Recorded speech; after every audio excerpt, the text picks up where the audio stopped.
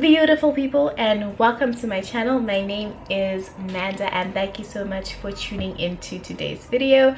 So today I am going to be sharing my labor and delivery story with you guys, and I just want to start this video off by apologizing for being off YouTube for so long, but you know, life happened and yeah. Life happened, so I'm so sorry, but I'm back now and I promise to try and be consistent, right? So wow, sharing my labor and delivery story, it's interesting. It's something I didn't think I'll be doing so soon in my life, but here we are, here we are. So let's just get right into the story. My estimated due date was the 1st of October. So on when you go for your scan, your ultrasound, they give you the estimated due date of when they estimate you reach your full gestation, which is 40 weeks. 40 weeks is the perfect time to give birth because that's when baby will be fully developed and ready to come into the world. So yeah, I really wanted to give birth in September, the 19th of September, because I like the way it sounded, like 1909-19. But yeah, so the 1st of October came and I went to the doctor because baby was not there yet. What happens is you can give birth 2 weeks before your estimated due date or 2 weeks after. So I wasn't really worried when baby wasn't there on the 1st. So I went to the doctor and he was like, you're great, you're doing fine. I think maybe your baby will be here by Sunday. And I was like, yay, cool. So Friday came, nothing. Saturday came, nothing. Sunday came, nothing. Monday came, nothing. Went to the doctor on Tuesday because anyway, all my appointments at this point were on Tuesdays. And when I went that Tuesday, I was now 41 weeks. So we did the usual exams that he does. So he checked my pelvis to see if it was wide enough to pass through a baby. He also checked to see if my cervix was low enough and ripe enough. And while he was checking my cervix, he was like, we need to deliver your baby. So when he said that to me in that moment, I was worried, is everything okay with the baby that he's telling me this while he's checking me? So he sat down and he started writing and he's like, when do you want to check into hospital? And I was like, what? He's like, today, tomorrow, or Thursday. And I'm like, today should be fine. So he's just like, okay, you're going to take this to hospital and they're going to give you some doses that are going to help bring on labor. So automatically I knew from research that he was inducing me. So I didn't know how to feel at that point because I really didn't want to be induced. I wanted a natural birth. I wanted to go into labor naturally, but at this point I was reaching a dangerous stage of pregnancy where the placenta was going to stop doing its job of feeding the baby and passing oxygen to the baby. So they had to get baby out as soon as possible because when you go over 40 weeks there's a higher chance of having a stillbirth. So they try and get baby out as soon as possible, hence being induced. So by the time we left the appointment, it was already 2:04 and he had said we need to check in between 4:30 and 6. So we headed home. I got my bag, it was already packed for a month, and so I just put in my toiletries and my charger, stuff like that, and then we made our way to hospital. When we got to hospital, the sister took us upstairs to a waiting ward because she had said that the labor rooms were full and there were 5 other women in that ward that she took me to, and I was so scared because every time I had heard someone tell me a story about when they gave birth, everyone was like, yo, the woman next to me, yo, the woman next to me. And I did not want to be that woman in anyone's story. So I was like, hell no, there's no way I'm giving birth in this ward. And she's just like, no, that's not gonna happen. But they just might start inducing you in this ward, but they'll definitely move you down to the labor room. So I was like, cool, because I'm not here for that. So that night, nothing really happened. They just checked my BP, which was a bit high, and she was like, you're probably nervous, and that's normal, so it's okay. It's nothing to worry about, because high BP when you're pregnant is not a good thing. So what else did we do that night? Yeah, we went and we got a CTG, which is like, we went to check the baby's heartbeat, because before they induce you, they need to make sure that baby's heartbeat is good and baby's heartbeat is strong, because being induced is intense. It's rushing your body to do something that it's not ready for, so that can really negatively affect baby's heartbeat, can affect you. Like, it's just, you know, a lot. So ooh, I was out of focus for a second there, wasn't I? Okay, so I was thinking they're gonna induce me that evening. They didn't, and around 6 a nurse came to me and she's like, we couldn't get a hold of your doctor last night, but we managed to get a hold of him this morning, and he said we can start inducing you, so here's your first dose. And it was like a small medicine cup, a 20 ml medicine cup, and she was like, you need to take this every 2 hours. So if you see that I'm going over 2 hours and I haven't come with your dose, like, please just buzz me. And I was like, okay, cool. So I downed the shot and I went to bath, because I'm like, I don't want to be in a sticky situation, because this stuff can work in 20 minutes, 2 hours, 2 days. So I was like, you let me be ready. So I was getting those doses every 2 hours. I wasn't feeling anything, no change in my body, no pain, nothing like that. And then at 4, a sister brought my dose for me, and she was like, listen, girl, you need to do some exercise. Like, go up and down the stairs, just walk around, just get your body moving so that this medicine can actually work. And I was like, okay, cool, let me do that. So before I went like up and down the stairs, I went to the loo, and as I was wiping, I noticed blood. But from my research, because I'm Google mom, Google pregnant lady, I just Google everything.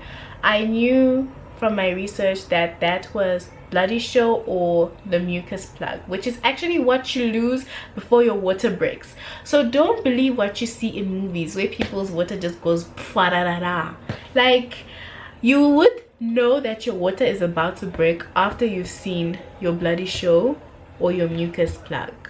It doesn't happen the same for everybody, but that's like a sign, like beep beep beep, like you're about to go into labor. It could take weeks, could take days, take minutes, but you know that once you've lost that, shit's about to get real. So I was like, this is the mucus plug, but let me just ask, because something might be terribly wrong with me and I'll be sitting here thinking it's normal. So when I was going up and down the stairs, I met this sister who had been attending to me, and I'm like, sister, I'm bleeding. And she's like, what sort of blood is it? And I'm like, I think it's a show. And she's like, okay, cool, go upstairs, wear your maternity pad, and I'll come and check what sort of blood it is.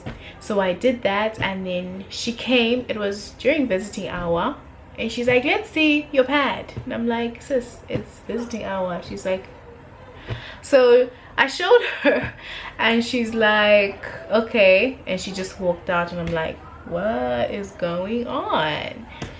And so at the end of visiting hours, she came and she's like, have you packed your bags? We're going to the labor room now. And I'm like, no. She's like, okay. She helped me pack my bags, and then we went downstairs to the labor room.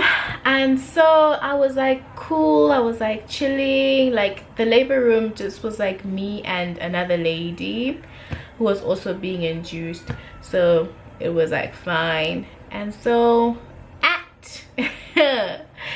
17 minutes to 8 in the evening, I felt my first contraction. And so after 4 minutes I would get a contraction. After 4 minutes I would get a contraction. And let me tell you, the contractions were exactly how everyone had described them to me. Like, guys, contractions start from the back. You think period pain is something like, it's hella, for me it wasn't painful as such. It's like, it hurts, but it's not like, I don't know, like, for me, maybe my pain tolerance is high, but it was just very uncomfortable. But you know, it hurt like a period cramp. So it started from the back and it would wind its way to the front, and then it would knot like right at the front of my stomach and hold itself for 45 seconds and then release. After 4 minutes, release, right? So I'm like writing these contractions down like on my notes app, and I'm like, this is pretty close, because my doctor was like, when your contractions are 20 minutes apart, make your way to hospital. And I'm like, my contractions are now 4 minutes apart, which means baby should be here, like baby's close. So I buzzed the nurse and I'm like, I'm having contractions and they're 4 minutes apart. And she's like, okay, cool, let me just check you. So up went the legs, right? And she's checking my cervix. And then she's like, you're 1 centimeter dilated. You're just getting started, darling. And I'm like, huh? What you mean I'm just getting one? I was like, I was disappointed, I won't even lie, because I'm like, this is really uncomfortable. Am I going to get through the night? Like, I'm only 1 centimeter dilated. Like, nothing has even happened. Like, nothing is happening for you, ma'am. Nothing. So she was just like, you're 1 centimeter dilated, you know, like, she was proud of me at that point. Like, I'd actually started dilating and I was actually now in active labor. So I got my last dose of my inducing stuff at 9 o'clock, and so I was like, okay, you know, I was hoping to give birth like in the AMs, so I was just faithful, like, I'm not faithful, hopeful. I was just hopeful that, you know, I was gonna give birth like maybe like at 4 a.m. or something. That whole night I was very uncomfortable, couldn't find any position to sleep in. Like, I took pillows, I tried everything that I had read, but nothing was making me feel comfortable. So like, I didn't sleep that night, and I was very worried, because I'm like, if I'm this tired and baby comes, how am I going to push? Like, I can't push, I'm so exhausted. So in the morning at 9, my gynae came and he checked my cervix, and he's like, you're 3 to 4 centimeters dilated, so I'm going to ask the nurses to break your water and we're gonna get you started on oxytocin. Of which oxytocin has, like, it gives the most intense labor pains. And I was like looking at my doctor like, oxytocin? Are you sure about that? Like, and I was like, okay, you're giving me oxytocin, and what about pain management? And he just laughed at me. He's like, Amanda, like, we've spoken about pain management and that it makes you drowsy and weak and you won't be able to push, so like stay away from pain management. And I was like, I don't know if I'm going to be able to handle what's coming, like to be honest, I don't know. And it's just like, okay, it's fine, don't worry about it. I'll tell the nurses they can give you pethidine when like you're feeling too much pain. And I was like, okay, thank you. So at that point when my doctor left, like I was still bleeding, like I was bleeding the whole night, like since the previous afternoon I was just still bleeding. So I just felt really icky, and so I went to shower again. And when I was done with my shower and I was about to like come out, I just like my chest it was just closing in, like, and then my ear started ringing and I just puked like everything I had for breakfast. It was 2 slices of toast, but anyway, everything I had for breakfast. And I was like, what the hell? Like, I've never heard about anyone vomiting in labor. Like, am I okay? So I'm like, whoa, sis, what's going on with you? And so I leave and I find the sister waiting for me, and she's like, girl, where have you been?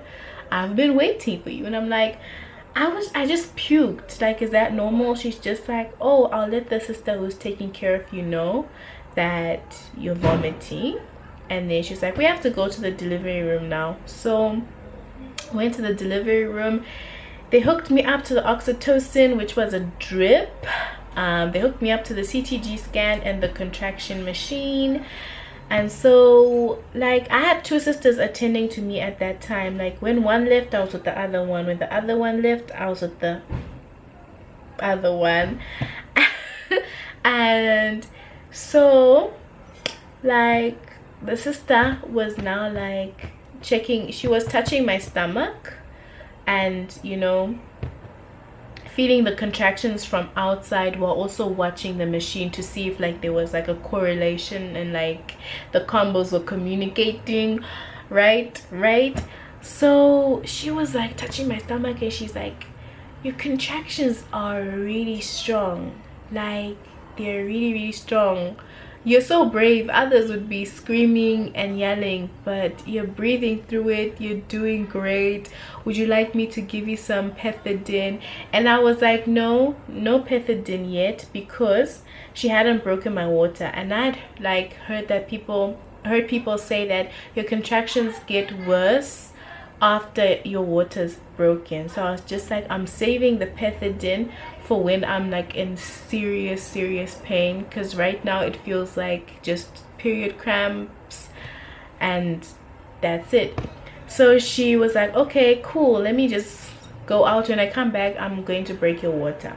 So she came back and I didn't see anything. She wasn't holding anything. I didn't see the needle the size of an elephant trunk that people had described. Like, I did not see anything. If you were to ask me what she broke my water with, I would be lying if I described any sort of tool to you, because I did not see anything.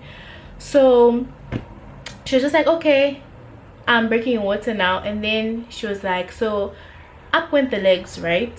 And then she just touched me a bit. I didn't even feel anything go inside. Like I like nothing. So she then stepped back and she went to the sink, and I was thinking like maybe that's she's getting the needle, and she's just like, and then I'm like, are you done? Because I was scared, like, who are people like, this hurts. And so I'm like, are you done? And she's just like, yeah, I'm done. And then so now she's by the sink and she's just like, oops, baby has pooped in the water.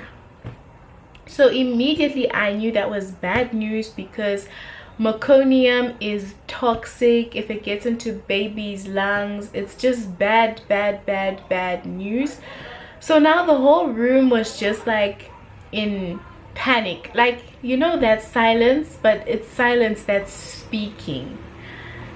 So like the mood just went falala, like down. Like there was no mood in the room anymore. It was just like anxiety all over the place. So she's like, okay, I'm gonna call your doctor and I'll come back and let you know. So now I was left with the other sister, and we were just talking to her like, I don't know, like what can we do, like how are you going to make sure that baby's okay? And she was like, we just have to monitor the heartbeat. The heartbeat is going to tell us everything we need to know about the health of your baby at this point. And so we were like, what about a C-section? And she was like, that's like the because at that point, like from when my doctor left me, I was probably still 4 centimeters dilated. So I was like, by the time I get to 10, like that's a long way from now, and we don't know the situation by then and how long I'm going to take to get to 10 centimeters. So she was like, okay, let me go call your doctor again and let him know. So she left, and now like it was just, there were no nurses in the room, like for the first time since that morning. And I was just thinking, I was just praying. I'm like, God, I've been praying for the most natural labor, and here I am. But I believe in a plan. I believe that there's a plan for me and there's a plan for my baby. And I just said, Jesus, take the wheel. This is all yours. Like, I know, I trust you. So the sister came back and she's like, your doctor said we must prep you for a C-section. So from there, everything moved so fast. Like my clothes came off, like the drip came off, my nails came off, my nose ring came off. I was signing papers and having contractions at the same time. I don't know why I thought when they removed the oxytocin that I would stop having contractions. I just thought that, but I was still having contractions. And I'm left-handed, and they had inserted the cannula in my left hand.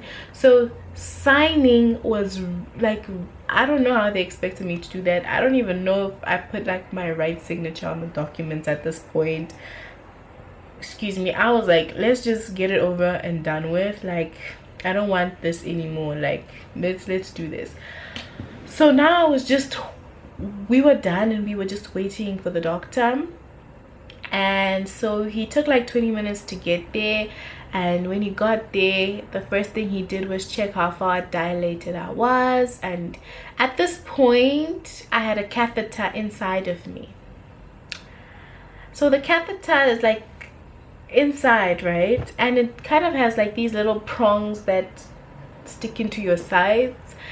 And now he's checking me, and the prongs are like digging into my skin,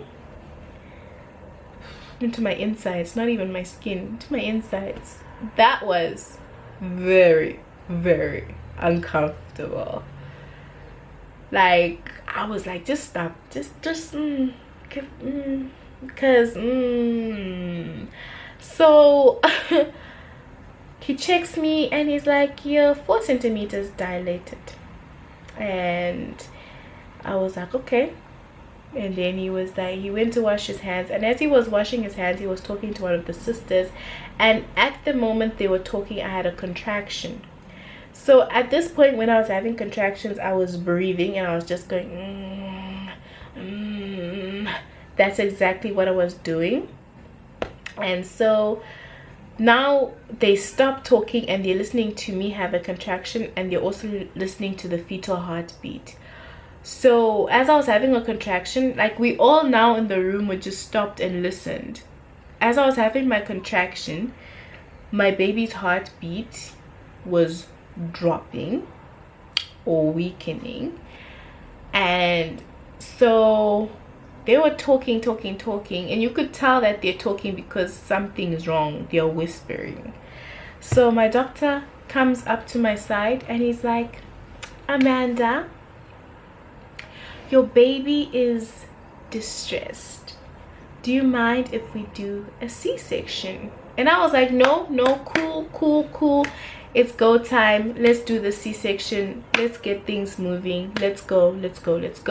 And I'm actually very grateful to have had a doctor who was concerned about me in that moment, because lots of doctors I've heard, like, they use like a C-section as a threat, like push, if you don't push you're going to go for a C-section, like stuff like that. And I am really grateful for my doctor, because as doctor patient we had conversations about having the most natural birth possible. And at this point our whole plan, like my birth plan, did not exist at this point. It was completely different from being induced at 41 weeks. You know, everything had just changed, and he handled the situation well, which helped me to handle the situation well. And I'm really grateful for that. I'm really grateful for my doctor. Hey, like, wow, he, like, yeah, he made me really calm, and I'm really appreciative. So from there they wheeled me out, and I was outside theater, and I met the anesthesiologist, and he was like, what sort of anesthetic do you want? And I wanted the epidural that just numbs your bottom half, and he was just like, they don't have it, and he can't give it to me because I was having contractions. So if I flinched while he was wiring me, then it was bye-bye career for him. So he was like, I can't give you that, so I have to knock you out. And I was like, oh, okay. And when they knock you out, you can't have anyone with you in theater, because what are they doing there? Like, at least if you're awake this side, you'll be talking yayas. But like, otherwise, when they knock you out, you're by yourself in there. So at this point I'm still having contractions, and I'm now lying flat on my back, and it's really uncomfortable, and they're holding down the oxygen mask on me and everything. And the last thing I remember is they covered like my face, and I just blacked out. Like, I just blacked out, and then I just blacked out, and then I woke up to someone yelling. Well, not bad, like not yelling in a bad way, like, but she was like saying, Amanda, wake up, can't you hear your baby's crying? Amanda, wake up, can't you hear your baby's crying? And I was like, what? Like, I just looked up and I saw my baby, and she was like crying her lungs out, and I'm like, oh my god, she is so beautiful. I was like, she is gorgeous. Like, and I was like, wait, is it a girl? The reason I asked was because my scan had told me that my baby was breached, and she wasn't. So I was like, the scan might get the gender wrong. So I even asked people, I told people, like, don't buy too much pink, like, because you know. So she came around and she's like, yes, it's a girl. So they wheeled me out of theater with my baby, and then they wheeled me to the recovery room. And yeah, like, changing from the theater bed to the hospital bed, just kind of the same thing anyway. There was no pain at all, and I kept on saying to myself, like, you're not feeling any pain because the anesthetic hasn't worn off. Like, the anesthetic really affected my throat, and I couldn't eat anything, I couldn't drink anything, but my throat was really bad, so they allowed me to chew on 2 ice blocks. And yeah, so my daughter Yananai Hannah was born on the 10th of October 2019 via emergency C-section. And please, if you've given birth, please share your labor and delivery story with me in the comments. If you're expecting mama, don't worry, you know, don't worry yourself. So yeah, that is it from me. That is my labor and delivery story. I had an emergency C-section at 41 weeks and my baby was born healthy, and although I wanted a natural birth, that's not what was for me at the time, and that's okay with me. So until next time guys, thank you so much for watching. Stay blessed and stay beautiful. Bye guys.